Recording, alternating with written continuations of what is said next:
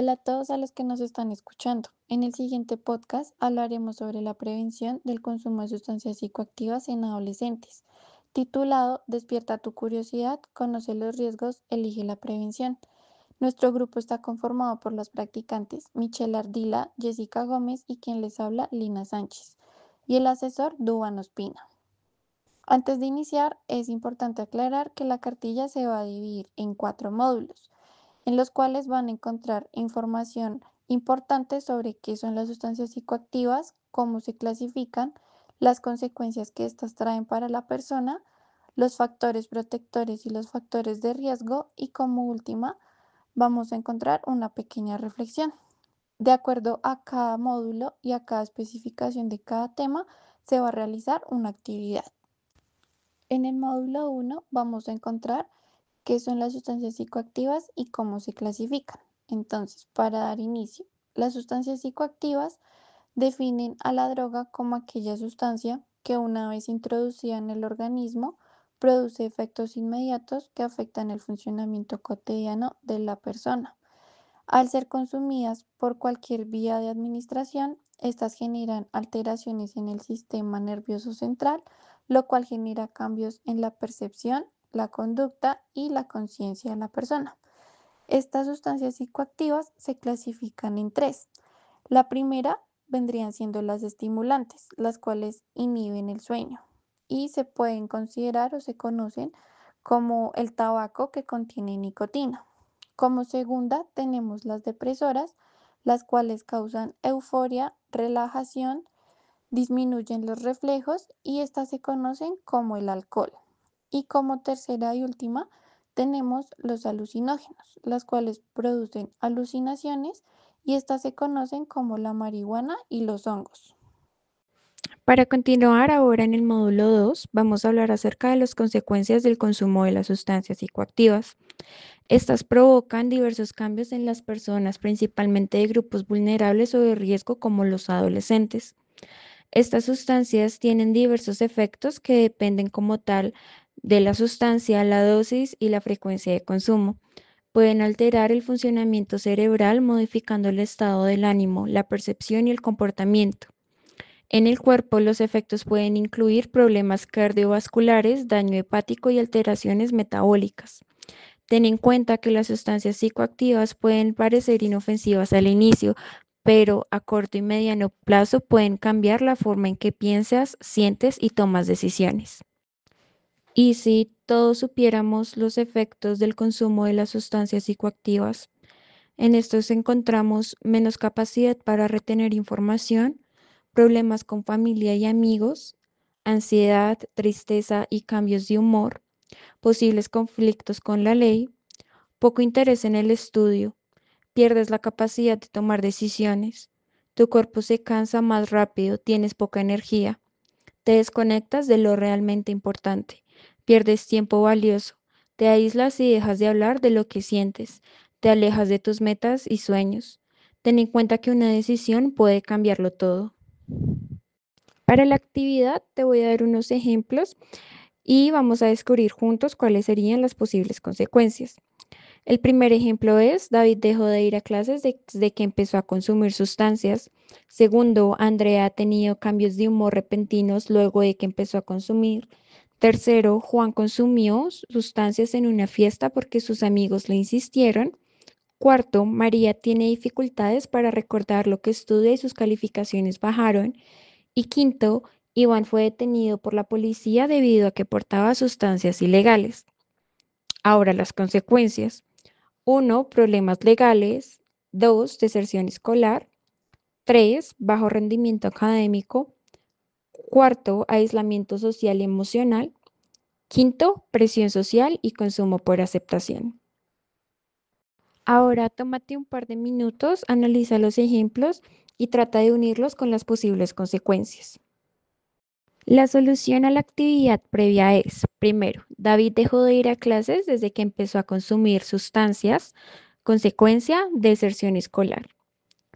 Andrea ha tenido cambios de humor repentinos luego de que empezó a consumir, consecuencia, aislamiento social y emocional. Tercero, Juan consumió sustancias en una fiesta porque sus amigos le insistieron. Consecuencia, presión social y consumo por aceptación. Cuarto, María tiene dificultades para recordar lo que estudia y sus calificaciones bajaron. Consecuencia, bajo rendimiento académico. Quinto, Iván fue detenido por la policía debido a que portaba sustancias ilegales. Consecuencia, problemas legales. En el módulo 3 vamos a hablar de factores de riesgo y factores protectores, para lo cual es importante conocer a qué se refieren cada uno de estos. Los factores de riesgo son aquellas variables que aumentan la vulnerabilidad a desarrollar y mantener conductas problemáticas, reflejándose en resultados negativos, mientras que los factores de protección son aquellos componentes con la función contraria, aumentan la probabilidad de resultados positivos y disminuyen las consecuencias negativas. Esto de acuerdo con Fierro, Guzmán y Pillón en 2022. Es importante tener en cuenta que estos factores se pueden relacionar con componentes biológicos, familiares, sociales, afectivos, laborales, académicos, personales, etc. En una conversación de Pepito y Pepita, Pepita menciona: yo comprendí que los factores protectores son aspectos positivos de tu vida que te ayudan a mantenerte saludable, a tomar buenas decisiones y a enfrentar mejor los problemas. Mientras que Pepito le responde: y yo entendí que los factores de riesgo son aquellos aspectos negativos o situaciones que aumentan las probabilidades de que algo malo pase o de que tomes decisiones que afecten tu bienestar. Para profundizar en este tema vamos a hacer una breve actividad. Te voy a mencionar algunos factores. Algunos de estos serán de riesgo y otros protectores. Tú vas a identificar en tu caso cuáles aplican de cierta manera. Es decir, de los que te voy a mencionar, cuáles para ti son protectores y cuáles para ti son de riesgo, de acuerdo con tu contexto. Apoyo familiar, autoestima y sentido de competencia, discriminación o bullying, baja autoestima o autoconcepto, servicios de salud, aislamiento social,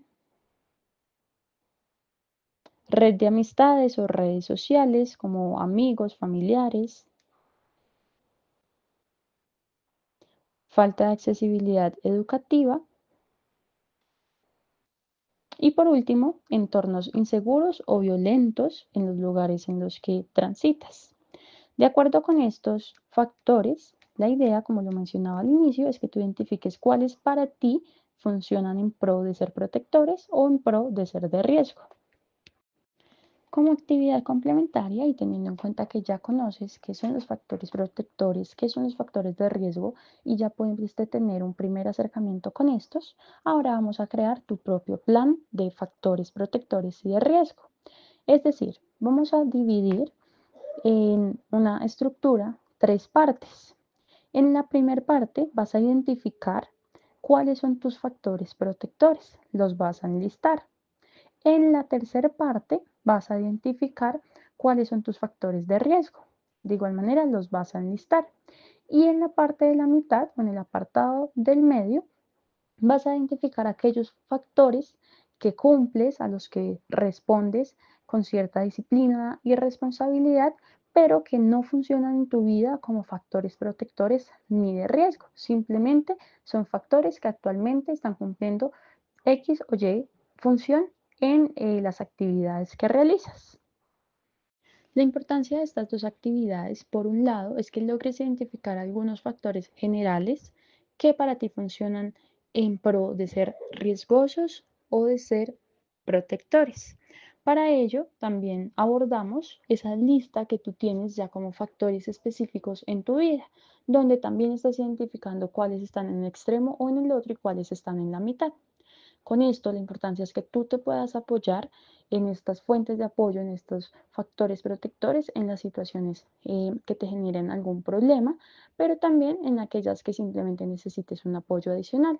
Como también es importante buscar unas mejores estrategias de afrontamiento ante aquellos factores de riesgo. En el módulo 4 vamos a encontrar la reflexión. De acuerdo a lo que ya se ha hablado en los anteriores 3 módulos, la idea es que reflexionemos juntos. Entonces van a pensar en alguien que esté atravesando un momento difícil y que tal vez haya considerado consumir una sustancia por primera vez. Van a escribir una frase corta de apoyo, de motivación o de aliento que ustedes consideren que puede ayudarle a tomar una decisión más saludable. Pueden inspirarse en sus propias experiencias, en lo que les gustaría haber escuchado a ustedes o en lo que ustedes mismos le podrían decir a un amigo.